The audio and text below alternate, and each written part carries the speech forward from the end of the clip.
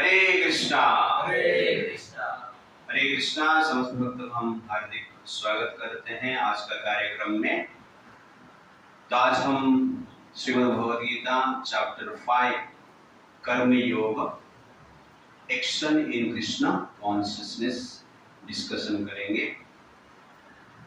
तो इस चैप्टर को हम लोग 3A में देखेंगे। Action greater than renunciation, verse number 1 to 7. Second, art of living, verse number 8 to 17. Third, absolute position, verse number 18 to 29. First section, action greater than renunciation, verse number 4.42. भगवान कहते हैं, तस्मात् अज्ञान संभूतम हृतस्थं ज्ञानसीन आत्मनः चित्वा एनं संशय योगम आतिष्ठोतिष्ठ आदर। अंत में भगवान 4th चैप्टर में कहते हैं ज्ञान के द्वारा आपका जो डाउट है उसको काटो, नष्ट करो और उदिष्ट युद्ध करो। तो यहाँ पर अर्जुन कंफ्यूज में आते हैं कि वास्तव में मुझे ज्ञान योग को फॉलो करना है या मुझे कर्म करना है। और 4th चैप्टर में भगवान ने ज्ञान का ग्लोरीफाई किया। ज्ञान से बढ़कर संसार में और कोई चीज है ही नहीं। और ज्ञान का अनेक प्रकार की ग्लोरीज होते हैं। बड़े से बड़ा पापी भी ज्ञान योग से तर सकता है। ये एक नाव जैसा। और जिस प्रकार लकड़ी को अग्नि जलाकर भस्म कर देता है, ठीक उसी प्रकार ज्ञान पाप को नष्ट कर देता है। ये सब सुनने के पश्चात अर्जुन थोड़ा डाउटफुल हो जाते हैं। एक्चुअली क्या कर रहे हैं?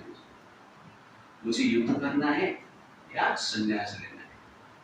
तो ज्ञान योग मतलब संन्यास लेना, कर्म योग मतलब युद्ध करना। 3rd chapter 5th chapter same question है। अब ध्यान देंगे, ओके। 3rd चैप्टर में अर्जुन ने क्वेश्चन पूछा, आप मेरे लिए श्रेय क्या है बताइए? ज्ञान योग श्रेय है या कर्म योग श्रेय है? अभी सेम क्वेश्चन पूछे, मुझे क्या करना है, थोड़ा निश्चय कीजिए।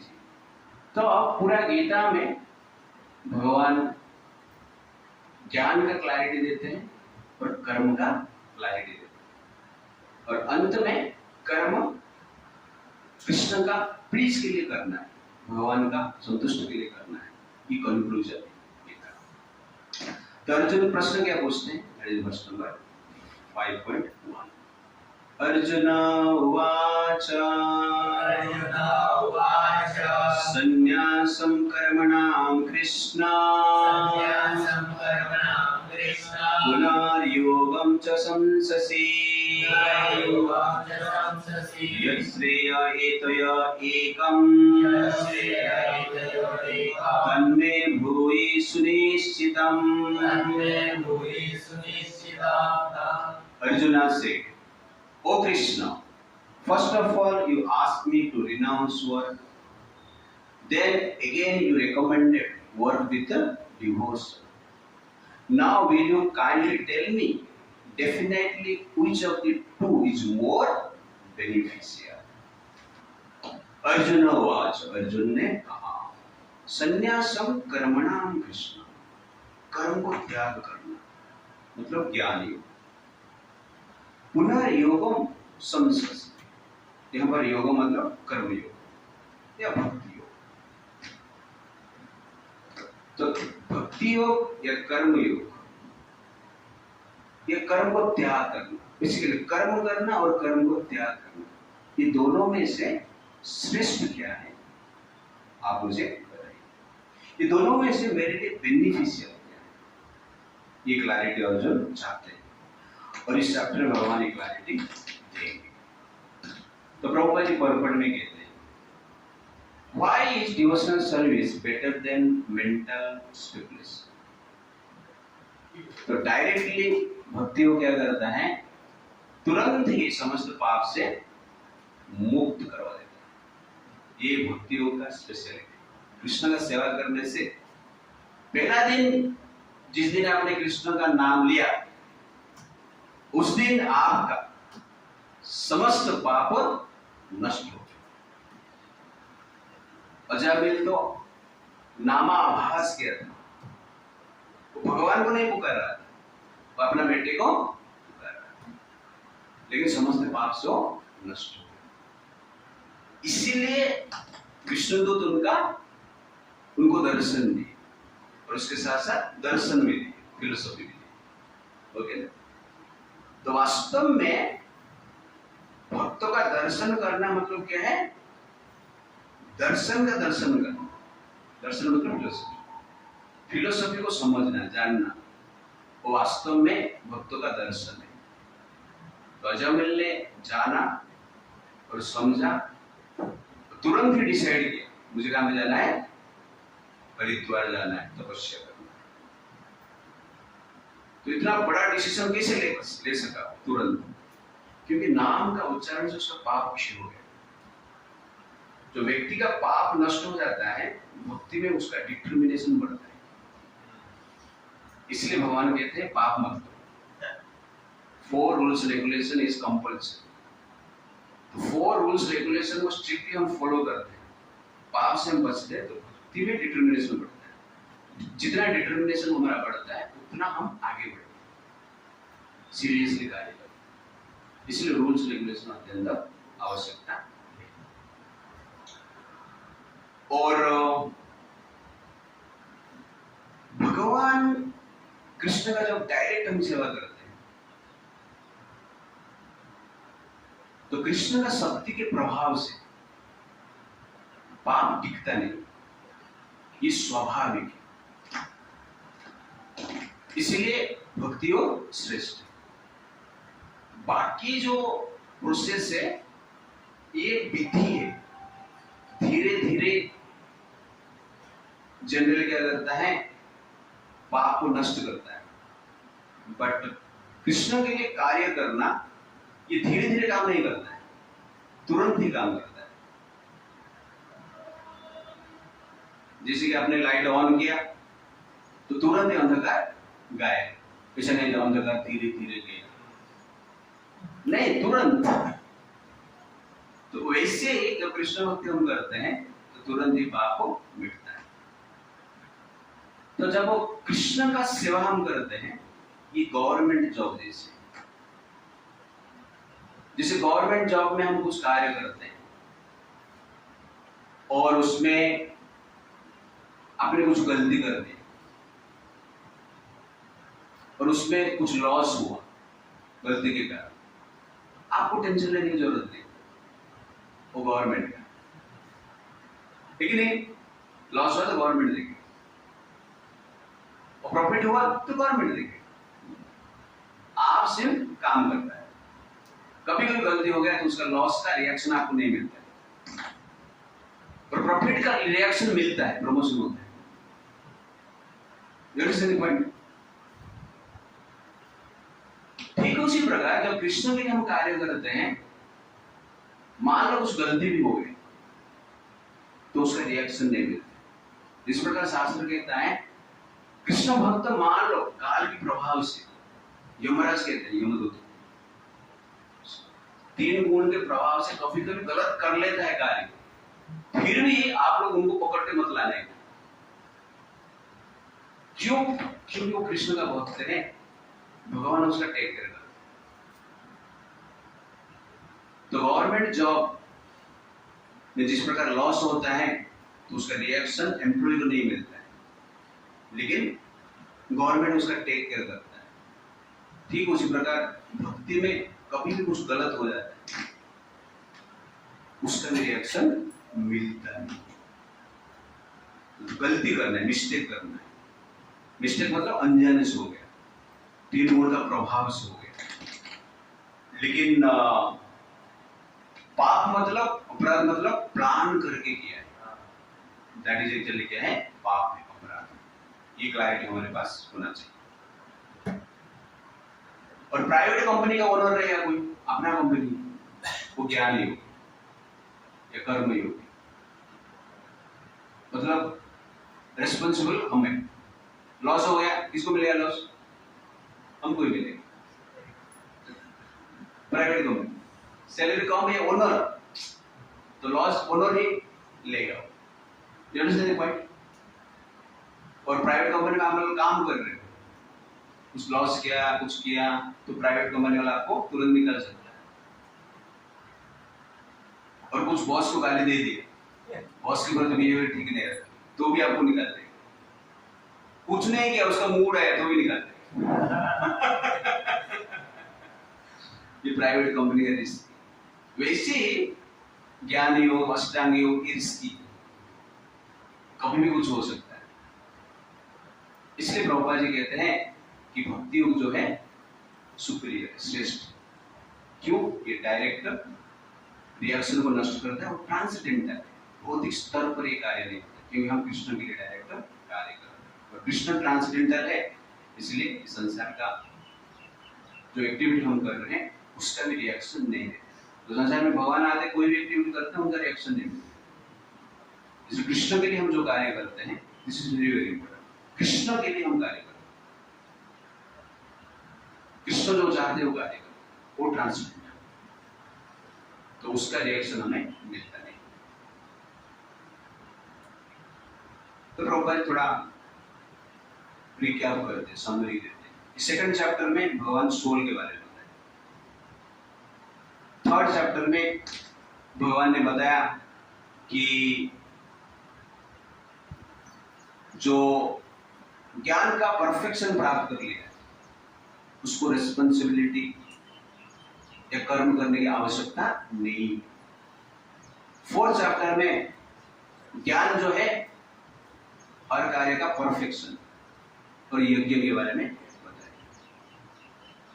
और ये फिफ्थ चैप्टर में अर्जुन का एक प्रश्न है कि वास्तव में मुझे जानना है, ज्ञान योग श्रेष्ठ है या कर्म योग श्रेष्ठ है? कर्म करना सही है या ज्ञान को फॉलो करना, संन्यास लेना सही है? आप मुझे बताओ, कर्म संन्यास इज बेटर या कर्म इज बेटर? वर्ष नंबर 2। श्री भगवान वाच संन्यासः कर्मयोगश्च निःश्रेयसकरौ भौ तयोस्तु कर्म संन्यासात् कर्मयोगो विशिष्यते।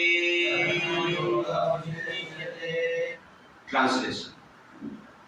The personality of Godhead replied, the renunciation of work and work in devotion are both good for liberation. But of the two, work in devotional service is better than renunciation of work. Shri भगवान watch, भगवान ने कहा, संन्यास कर्म yogas निःश्रेयस करो। तो संन्यास और कर्म योग दोनों मुक्ति की ओर लेके जाते हैं। बट तयस्तु कर्म संन्यास कर्म योग विशिष्यते। कर्म छोड़ने से अच्छा कर्म करना है, तो कर्म करना श्रेष्ठ है कर्म को त्याग करने से। इसलिए वास्तव में संन्यास लेने से एक कर्म योगी और भगवान के लिए कार्य करना श्रेष्ठ है।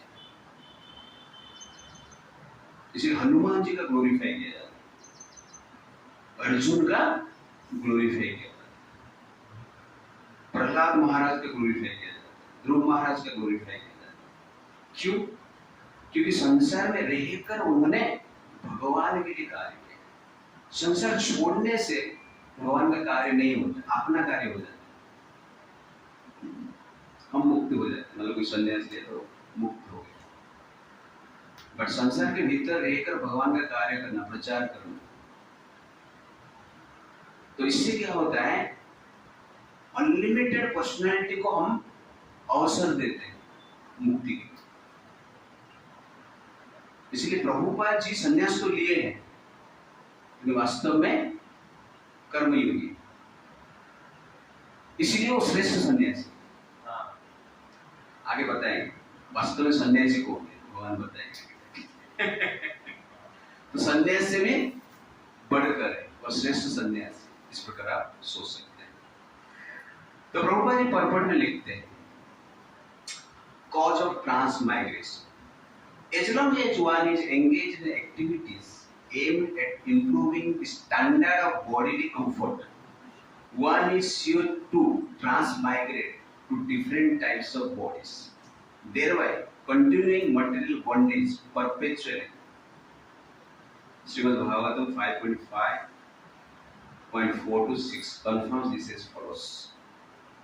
तो यहाँ पर मान गए, जब तक व्यक्ति मटेरियल स्टैंडर्ड बढ़ाने के लिए प्रयास करता है, इसका अर्थ क्या है, वो अपना बंधन का स्टैंडर्ड ही बढ़ाता है। तो improving material standard means improving standard of bondage. तो this is not progress, this is foolishness. हम सोचते हैं कि मटेरियल स्टैंडर्ड बढ़ा है, और वास्तव में हम क्या कर रहे हैं, अपना जो रस्सी है, बंधा हुआ रस्सी को स्ट्रॉन्ग बना है। इसीलिए मटेरियल स्टैंडर्ड हमें बढ़ाना नहीं, मटेरियल जो चीज हमारे पास है उसको डिवोशनल स्टैंडर्ड बढ़ाने के लिए यूज करना चाहिए। That is known as standard life. Otherwise क्या है, हमारा लाइफ प्रकार की टू लेग एनिमल जैसे। न्यूनम प्रमत करुते विक्रमः यत् इंद्रियः प्रीत्य आप्नोति न साधु मन्ये यत् आत्मनोऽयम् असनापि क्लेशद आसक्तेः। पराभाव तावत् अमृतो जातः यावन्नः जिज्ञासत आत्मतत्त्वम् यावत् क्रिया तावत् इदं मनो वै कर्म आत्मकम् एन शरीर बन्धा। एवं मनः कर्म वशां प्रयुक्ते अविद्याया आत्मनि उपध्य माने प्रीतिः न यावन्महि वासुदेव न मुच्यते देह योगेन तावत्। The people are made after sense gratification, and they do not know that this present body, which is full of misery, is a result of one's foolish activities in the past. The present body, which is full of misery.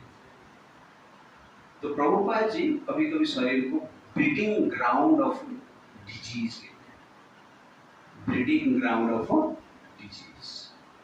रोग cultivate करने के लिए मनुष्य शरीर एक खेती, farming, जहां पर बैक्टीरिया वायरस हनीमून करते हैं और मनुष्य सफर होता है। जिस हनीमून करने के लिए लोग जाते हैं स्विमिंग पूल में स्विमिंग करते हैं, इसे बैक्टीरिया वायरस इस शरीर के भीतर जो स्विमिंग पूल है, जिसको हम ब्लड स्ट्रीम कहते हैं, उसमें वो लोग अपना हनीमून बनाते हैं और हजार हजार करोड़ करोड़ बच्चे पैदा करते हैं। बैक्टीरिया वायरस मल्टीप्लाई होते हैं ना, वो लोग मजा करते हैं और सफर कौन करता है? स्विमिंग पूल का मालिक, दैट इज आत्मा। इसीलिए पास्ट लाइफ के थ्रू ये शरीर हमें मिला। इसे शरीर जो है मिजरी का कारण है, इसलिए व्यक्ति को शरीर को यूज करना है शरीर का रोग से मुक्त होने के लिए, that is required. Although this body is temporary, it is always giving one trouble in many ways. This is very very important. शरीर को कभी भी भोग का वस्तु नहीं मानना चाहिए। शरीर जो है रोग का ही वस्तु है, शरीर जो है पीड़ा का ही वस्तु है। मेरे हिसाब से शरीर पीड़ा का वस्तु नहीं, शरीर पीड़ा ही। इसलिए इसको कहते हैं शरीर, संसरति इति शरीर। जो नष्ट होता रहता है उसको शरीर कहते हैं। इसका मीनिंग ये। तो इसीलिए ये कॉन्सेप्शन से हमें एक प्रॉपर कॉन्सेप्शन होना चाहिए। टेम्पररी ठीक है, लेकिन क्या प्रॉपर है, पेन ही देता रहता है हर समय। एक शरीर में इतना पेन है, शादी करेगा मतलब क्या? दूसरा पेन को एक्सेप्ट करना, उसको भी मैरिज कहते हैं। डबल हो गया ना। संतान उत्पन्न करना मतलब तीसरा पेन को एक्सेप्ट करना। और हमारा फिलोसफी, हम तो हमारे साथ, ठीक है। मतलब क्या है? मतलब वो टाइम्स मल्टीप्लाई हो गया पेन। बट कृष्णा कॉन्शियसनेस चाहिए आवश्यकता है। बट रियलिटी में आपको देखना है कि ये जो शरीर है ट्रबल का कारण है, सुख का कारण नहीं है। वास्तव में संसार में हर व्यक्ति शरीर को सुख का कारण माने, लेकिन क्लेशद अभी देह, यहाँ पर बताया गया कि क्लेशद देह, देह मतलब शरीर। ये शरीर क्या करता है? क्लेश दे रहा है और कुछ नहीं देता। हम सोचते हैं सुख दे रहा है, सुख मिलेगा, वास्तव में क्या है? क्लेश ही दे रहा है। एक बार एक आदमी था और भगवान को मिला। भगवान को कहा कि हे भगवान, आपने ये संसार में सुख को दिखाया है, लेकिन वास्तव में आपने सुख को छुपाया है कहां पर? आपने जहां पर सुख दिखाया वहां पर मैं सुख प्राप्त करने के लिए गया, लेकिन वहां पर सुख मिला ही नहीं। आपने स्कूल कॉलेज में सुख दिखाया, उधर में गया, मुझे सुख मिला नहीं, मां ही मिला। आपने धन संपत्ति पावर पोजीशन प्रॉपर्टी में सुख दिखाया, वहां पर भी गया, सुख नहीं मिला। आपने विवाह परिवार बच्चे में सुख दिखाया, वहां पर भी मुझे नहीं मिला। हर स्थान पर आपने सुख दिखाया, लेकिन मुझे तो लग रहा है आपने सुख छुपाया, इसीलिए दिखता नहीं। आपने कहां पे ऐसा सुख छुपा दिया जो कि दिखता नहीं? तो भगवान ने कहा तुमने सच बोला, मैंने संसार का हर स्थान में, हर व्यक्ति में, हर वस्तु में सुख को दिखाया है, वास्तव में मैंने सुख को छुपाया है। कहां पर? मेरे चरण में, इसलिए सुख दिखता है। You understand the point? चरण में कुछ छुपा देता है ना, पैर के नीचे कुछ रहेगा तो दिखेगा क्या?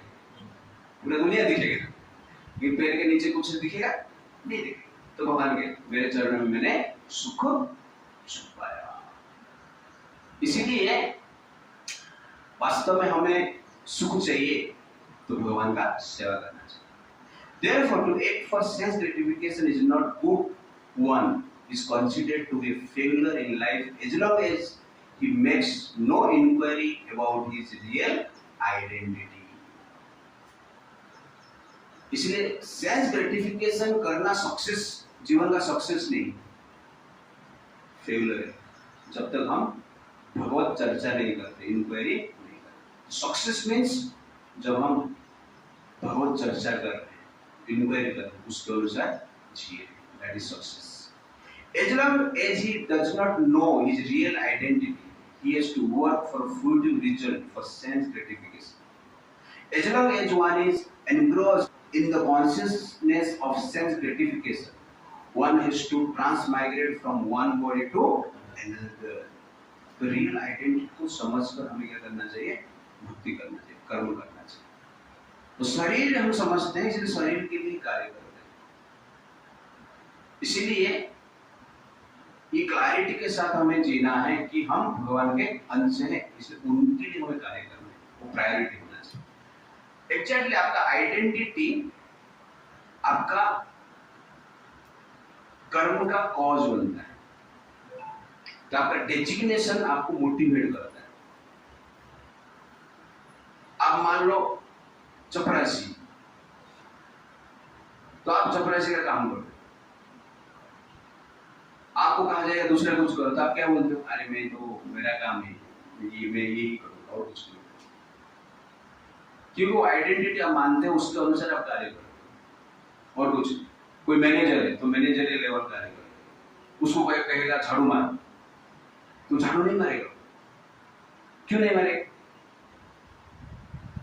चपरासी से वो मैनेजर बना है, चपरासी से मैनेजर बना है, चपरासी बनकर 10 साल झाड़ू मारा है।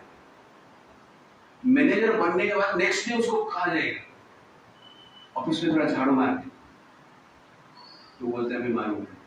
क्यों? आता नहीं है उसको भूल गया।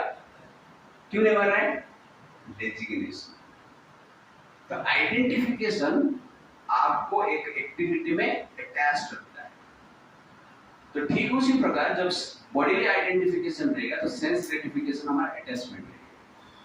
इसलिए कभी भी बॉडीली आइडेंटिफिकेशन से ऊपर जाने की हमें प्रयास करना चाहिए। That is very very important. Although the mind may be engrossed in fruitive activities and influenced by ignorance, one must develop a love for devotional service to Vasudeva. Only then one can have the opportunity to get out of the bondage of material existence. प्रीतिः न यावत् मयि वासुदेव न मुच्यते देह योगेन तावत्। तो मन कभी भी भौतिक वस्तु को भोग करने के लिए ही चिंता करता है, लेकिन हमें क्या करना चाहिए? इंटेलेक्चुअली भगवान के प्रति अटैचमेंट बढ़ाने के लिए प्रयास करना चाहिए। ये दो स्ट्रगल है, ये खींचातानी चलता है। जो रस्सी का खेल खेलते हैं ना कभी स्कूल में, उस तरफ से वो खींचते हैं, इस तरफ से दूसरा खींचता है, ओके? यही तो है खेल, उसमें ही तो जीतना है। दूसरा साइड से कोई खींच नहीं रहा है, तुम ही खींच रहे, कुछ मजा है? कुछ मजा है? कुछ मजा नहीं। दूसरे साइड से मान लो खींच रहा था, बीच में खींचना पूरा बंद कर दिया, रस्सी छोड़ दिया, तो क्या होता है? हम गिर जाते हैं, ओके ना? इसीलिए माइंड सेंस ग्रेटिफिकेशन को और खींचेगा, और हमें क्या करना चाहिए? माइंड को खींचना है किसके ओर? भक्ति के ओर। कोई संघर्ष है और इसमें मजा आता है। माइंड पूरा छोड़ दिया तो हम क्या करेंगे? प्रसाद खा के सो जाएंगे, गिर जाएंगे। तो कहने का अर्थ है कि न उच्यत देह योगेन तावत्। देह योग कहते हैं, हमने सुना है भक्ति योग, ज्ञान योग, अष्टांग योग, कर्म योग। ये कौन सा योग है? देह योग। संसार में सब लोग देह योग करते हैं। कर्म योग, अष्टांग योग, भक्ति योग और ज्ञान योग करने वाले बहुत कम है। देह योग मतलब इंद्रिय योग, इसमें लगे हुए हैं। It's like that. Why is acting in Krishna consciousness essential? Prabhupada ji कहते हैं, as long as the heart is not purified, one is to work on the fruitive platform. But action in Krishna consciousness automatically helps one escape the result of fruitive action, so that one need not descend to the material platform. तो Krishna consciousness essential क्यों है? कि सबका heart polluted है, इसलिए कोई भी हम कार्य करते हैं तो उसमें स्वार्थ रहता है। बट भगवान के लिए हम कार्य कर रहे हैं, इवन स्वार्थ का इच्छा से भी कर रहे हैं, वो कार्य क्या माना जाता है? ट्रांसेंडेंटली माना जाता है, क्योंकि वो कार्य आपको प्यूरिफाई करेगा। बाकी जो प्रोसेस है आपको निस्वार्थ पर भाव को जोड़ना पड़ेगा। धीरे धीरे कॉन्शियसली आप कार्य करते हो तब जाके एक पॉइंट पर आप निस्वार्थ हो सकते हैं। बट भक्ति योग में क्या है? आप स्वार्थ के लिए भी कर रहे हो, फिर भी क्या होता है? वो कृष्ण इसको क्या मानते हैं? मेरे लिए। तो चूहा का स्टोरी सुना है ना आपको? दिवाली के टाइम में हम बताए, एक चूहा था। तो दिवाली के समय अमावस्या के दिन, उस दिन वो टेम्पल का अल्टर में घुस गए। घी खाने के चक्कर में दीप जल रहा था, वो घी खाने के लिए वो दीप के पास गया और घी खाने लगा। जल रहा था तो मूंछ में आग लग गया, तो उसको पेन हुआ और वो चूहा उस आग के साथ भगवान का जो मूर्ति है वो चारों ओर घूमने लगा, डर के मारे, और घूम घूम के अल्टर में ही मर गए। तुरंत ही वैकुंठ से विमान आया, चूहा दिव्य शरीर धारण वैकुंठ में बैठ और वैकुंठ में गए। आश्चर्य, मूंछ में आ गए। और भगवान क्या समझे, ये मेरा आरती कर रहा है, तो उसको वैकुंठ दे। ऐसा आरती आज तक कोई किया नहीं। सब लोगों ने तो आरती किया है, लेकिन बाती में आग लगा के किए, मूंछ में आग लगा आरती कोई किया है। इसलिए स्पेशल आरती, इसलिए स्पेशल मुक्ति मिलना चाहिए तुरंत। इसलिए आपको भी मुक्ति चाहिए, मूंछ में आग लगा के आरती करो। लेकिन तो ये है भगवान का सेवा करने की बात। जैसे प्रभुपाद जी कहते हैं, डायरेक्टली आप जब भगवान का सेवा करते हैं उसका फल जनरली मुक्ति की ओर ही लेके जाता है। रूप गोस्वामी कहते हैं, प्रपंची का तया बुद्धिया हरि संबंधी वस्तुना मुमुक्षु भी परित्याग वैराग्य फल को बध्यते। जो व्यक्ति सोचता है कि संसार का जो प्रॉपर्टी से वो क्या है, भौतिक है, मटेरियल, ज्ञानी ऐसा सोचकर उसको त्याग कर देते। लेकिन इसको फल्गु वैराग्य कहते हैं। ये वास्तव में वैराग्य नहीं, संन्यास नहीं। तो प्रभुपाद जी एक स्टोरी जनरली बताते हैं, स्टोरी को डिफरेंट वे में बता रहा हूं। तो एक बार एक कर्मी था, कर्मी मतलब सेंस ग्रेटिफायर, और एक कर्म योगी था, और एक ज्ञानी था, और एक भक्त था। ये चारों रास्ते पे जा रहे हैं। तो कर्मी आगे आगे था, और एक स्थान पर उसको 1 करोड़ रुपए मिला। कर्मी ने पैसा उठाया, लेके गए, अपने लिए घर बने, परिवार के लिए खाना बने, और भोग करने के लिए पैसा को यूज किया।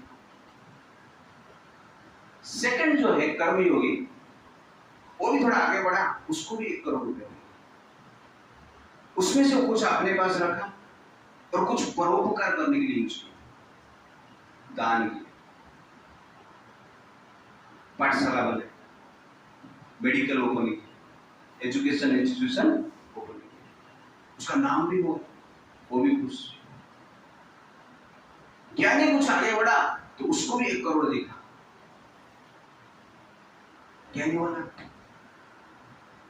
हम तो ज्ञानी, संसार मिथ्या है, पैसा की क्या जरूरत है।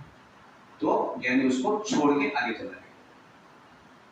पीछे भक्ति होगी, वो देखा 1 करोड़ पड़ा है, तुरंत उसको उठाया। देखा कि बॉक्स था, बॉक्स के भीतर 1 करोड़, और बॉक्स में देखा कि एड्रेस था हमने। तो फाइंड किया वो एड्रेस, उसको पता चला ये एड्रेस जो है international society for Krishna consciousness. तो देखा कि ये इस्कॉन का पैसा है, कृष्ण का पैसा है। तुरंत बॉक्स लेके कहां पाया, जहां पर कृष्ण रहते थे, और पूछा कि 1 करोड़ रुपया कृष्ण का है, मुझे रिटर्न करना है। तो वहां पर कृष्ण नहीं थे, इस्कॉन में कृष्ण का डिवोटी थे। तो उनको पूछे कृष्ण कहां पर है, तो इस्कॉन का डिवोटी बोला कृष्ण को छोड़ दीजिए, हम कृष्ण का डिवोटी, क्या हुआ ना, 1 करोड़ रुपया मुझे मिला है और ये कृष्ण का है, उसको यूज करना है मुझे। तो भक्त बोलते हैं आप ISKCON के लिए यूज कीजिए, मंदिर बनाएंगे, हॉल बनाएंगे, गीता डिस्ट्रीब्यूशन की, प्रसाद डिस्ट्रीब्यूशन की, अभी वो जन्माष्टमी आ रहा है, फंड की जरूरत है, अच्छा हुआ मिल गया, इसके लिए आप यूज कीजिए। वो व्यक्ति ने वही कार्य किया और इस प्रकार कार्य करते हुए अंत में काम गया वैकुंठ। तो चारों को 1-1 करोड़ रुपए ही मिला और सब में एड्रेस लिखा था। गीता में भगवान पता है हम सर्वस्य प्रभो अतः सर्वम प्रवर्तते, सब कुछ मेरा है, ऑलरेडी बोले हैं। आप बोल नहीं सकते, बोला नहीं कोई, प्रभु जी पता नहीं था, यहाँ पे जितना सोना है, सिल्वर है, तांबे है, जो भी कुछ है मुझे पता नहीं था, एड्रेस लिखा नहीं था, तो क्या करूं मैं, अपना घर पे लेकर चला गया।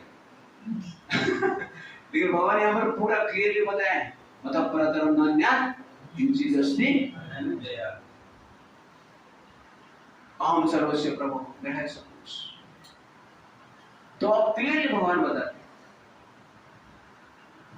इसीलिए एड्रेस जानने के पश्चात भी जो व्यक्ति पैसा को लेके जिस व्यक्ति का उसको दिया, उसके परमिशन से यूज किया, वास्तव में वो कौन है? भक्त। दिस इज परफेक्शन ऑफ संन्यास। तो संन्यास का अर्थ त्याग नहीं करना है।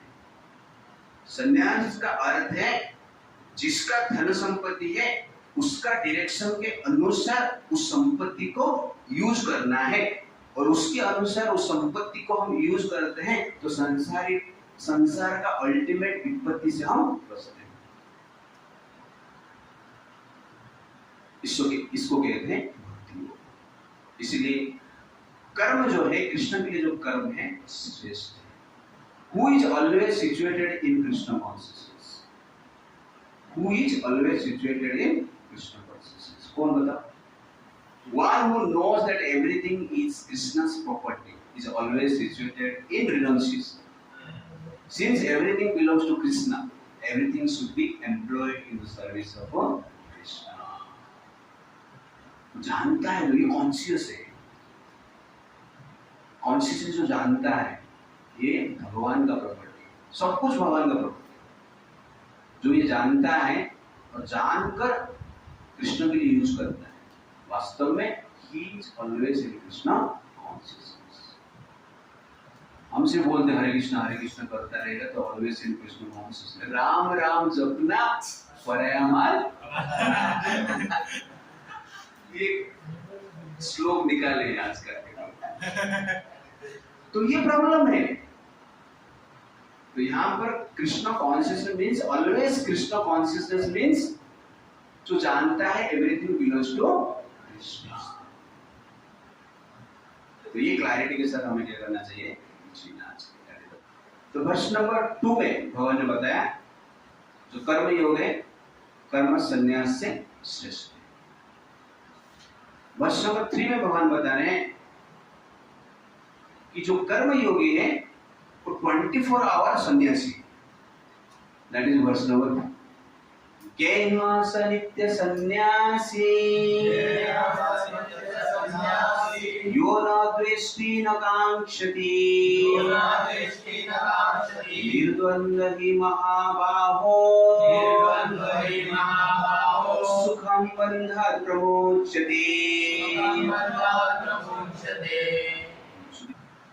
One who neither hates nor desires the fruits of his activities is known to be always renounced. Such a person, free from all dualities, easily overcome material bondage and is completely liberated. O mighty Arjuna.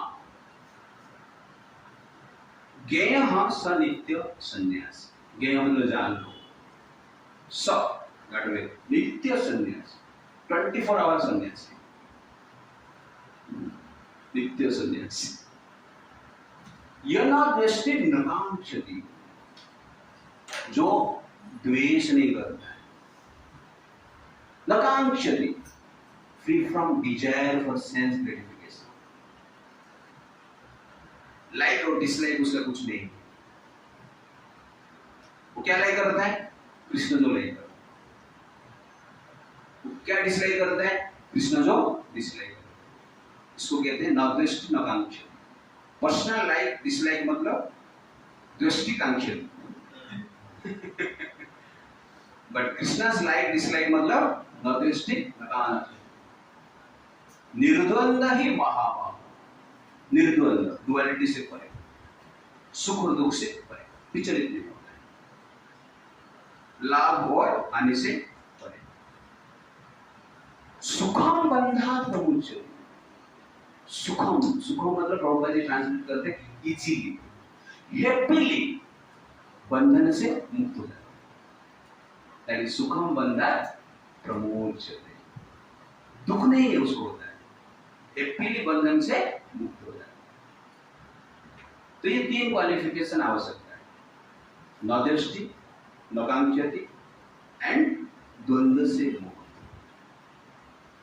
इस प्रकार भाव से जो व्यक्ति कृष्ण के लिए कार्य कर रहा है इक्वालिटी के साथ, वास्तव में वो क्या है? संन्यास है, नित्य संन्यास भगवान कहते हैं। एक साधु था, और साधु बात करते हुए एक गृहस्थ को बोल रहे हैं कि मैं मेरा घर छोड़ दिया, मैं मेरा घर पे कभी जाता नहीं,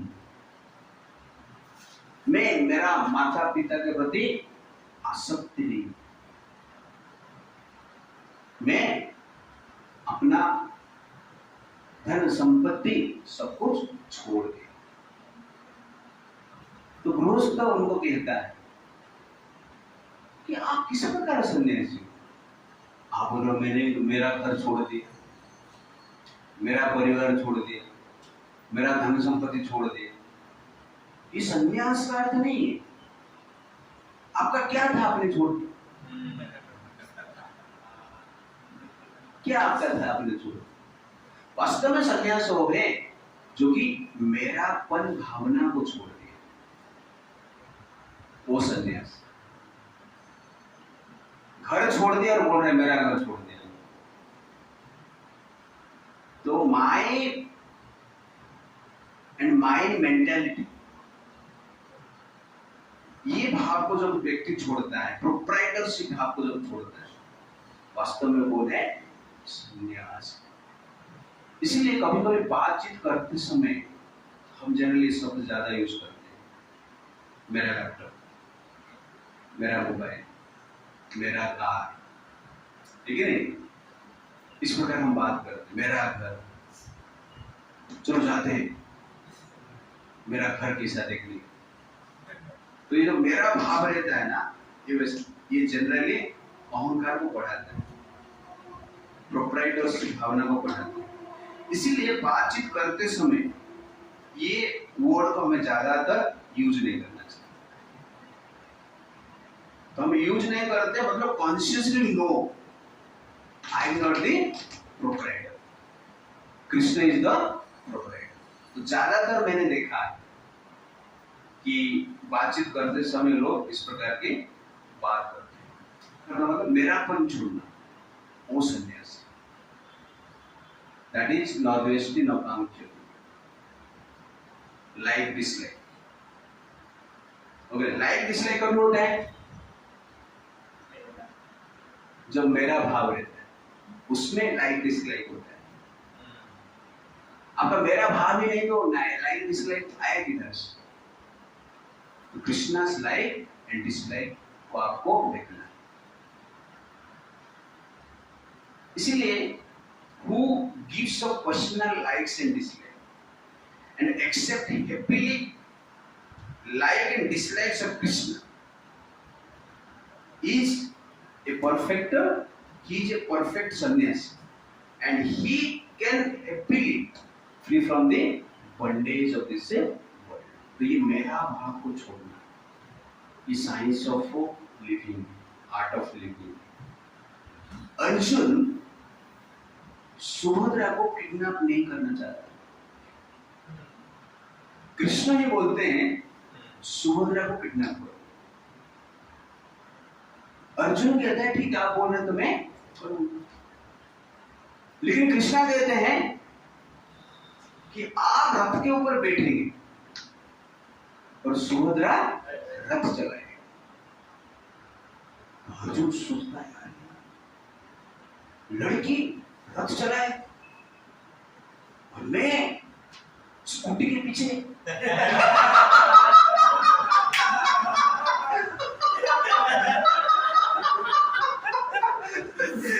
मैं स्कूटी के पीछे बैठ, ऐसा होगा? आप ऐसे बाइक लेंगे और आपका वाइफ बाइक चलाएगी और आप बाइक के पीछे एक साइड पैर करके बैठेंगे? कौन कौन ऐसा बैठ सकता है? देखते हैं कौन है यहाँ पर? कोई नहीं बैठेगा। कृष्णा बोलेंगे तो कौन कौन बैठ सकता है? हाँ, ये सब बैठना पड़ेगा, दुख से बैठेगा। सुखम बंधन प्रमुच्यते नहीं। हेलमेट पहन के बैठेगा। नहीं हेलमेट क्यों पहनेगा? साड़ी पहन के बैठ जाना। लोग बोलेंगे दो बहन चल जा रहे। तो कितना डिफिकल्ट आप सोचिए। अर्जुन को कृष्ण कहते हैं रथ सुभद्रा चलाए और आपको पीछे बैठना है। अर्जुन को साधारण पुरुष नहीं है, संजन से पढ़ने वाला स्टूडेंट नहीं है। तो वर्ल्ड का नंबर 1 पर्सनैलिटी है, जो कि तीनों लोक में नाम है उनका, जिसको कि शिव जी, इंद्रदेव, ब्रह्मा जी भी सम्मान देते हैं।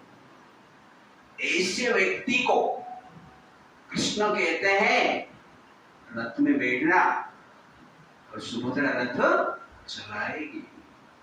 अर्जुन एक भी क्वेश्चन नहीं करते, यस बस, और किडनैप होता है। दिस इज कॉल्ड सन्यासी। क्या है? न द्वेष्टि न कांक्षति, no like no dislike. Krishna's like and dislike.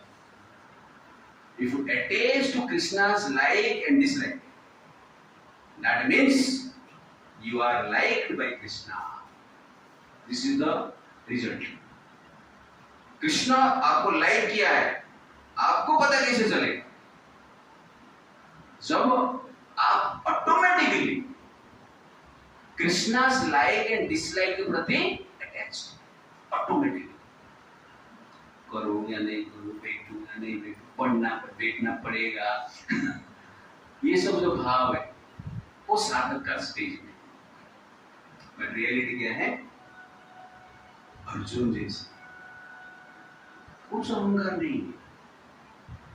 भगवान ने बोला तो दुनिया के सामने किडनैप करना पड़ेगा। ओके इसे नहीं रात को किडनैप कर दिया, अकेले कोई देख नहीं रहा है, स्कूटी में बैठ के चला गया। नहीं चलेगा, दिन में ही करना, सबके सामने ही करना। इसको कहते हैं संन्यास। न द्वेष्टे न कांक्षते, सुखम बंधन प्रमुच्यते। Why Krishna consciousness person is always renounced? Because he feels neither hatred nor desire for the result of his actions. तो कभी रिजल्ट आता है तो जनरली वो नेगेटिव रिजल्ट मिलता है तो हेटेड नहीं करता, और पॉजिटिव रिजल्ट मिलता है वो उसके प्रति अटैच भी नहीं होता।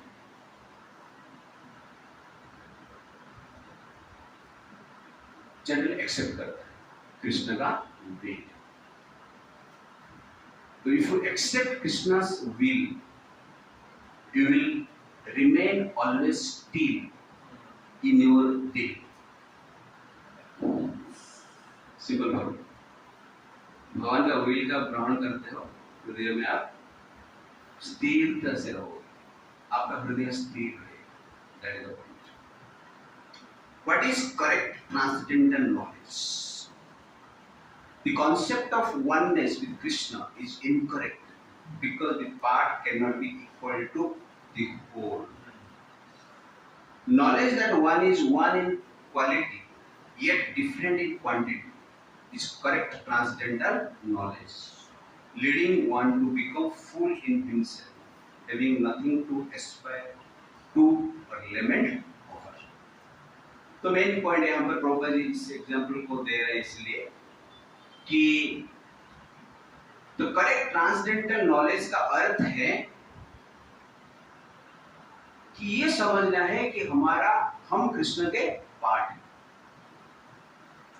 और ये समझकर हमारा एस्पिरेशन को हमें क्या करना चाहिए, बलिदान देना है, और कृष्ण का एस्पिरेशन को ग्रहण करना है. और इस भाव से हम कार्य करते हैं तो गेन और लॉस के लिए लिमिटेशन नहीं. एनी ट्विंकल स्टार में आपको परमिशन मिला नहीं मिला एक ही नहीं, तो आपको सोचने की जरूरत नहीं, आप अपना कर्म करते हैं, कृष्ण का विल को एक्सेप्ट करते हैं, तब जाके क्या है, आपका मन स्थिर रहेगा, और इस स्थिति को ही संन्यास, ज्ञान सनित्य संन्यासी, यो न द्वेष्टि न कांक्षति. हरे कृष्णा कृष्णा कृष्णा कृष्णा हरे हरे,